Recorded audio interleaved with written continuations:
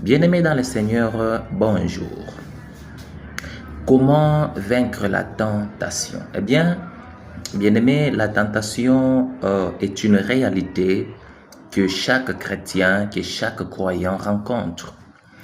Elle n'est pas un signe de faiblesse, mais la tentation est une épreuve qui teste notre fidélité à notre Dieu. Alors la bonne nouvelle est que Dieu nous donne toujours les moyens de la surmonter. Alors tu dois savoir que, bien-aimé dans le Seigneur, que la tentation n'est pas un péché.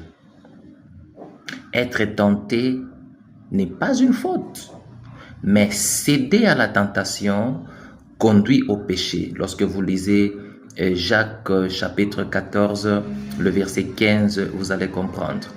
Ainsi, comment, bien-aimé dans le Seigneur, tu devras vaincre en fait cette tentation-là. Premièrement, tu dois être un lecteur de la Bible. Bien-aimé dans le Seigneur, la parole de Dieu est notre arme. Souviens-toi, Jésus-Christ dans le désert a répondu au diable Satan. Il est écrit dans Matthieu chapitre 4, le verset 1 à 11. Jésus a résisté au diable grâce à la parole de Dieu. Deuxièmement, je pourrais te dire que pour résister et vaincre, n'est-ce pas, la tentation, tu dois être un homme, tu dois être une femme de prière. Bien-aimé dans le Seigneur, la prière te gardera toujours vigilant. Voilà pourquoi il est écrit veillez et priez afin que vous ne tombiez pas dans la tentation. Eh bien, tu dois être quelqu'un qui prie afin que tu sois toujours vigilant et vaincre la tentation. Matthieu chapitre 26, le verset 41.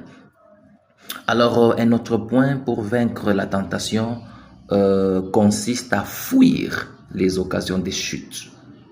Joseph a résisté à l'immoralité, à l'impudicité, en s'enfuyant, bien évidemment, devant cette occasion de chute.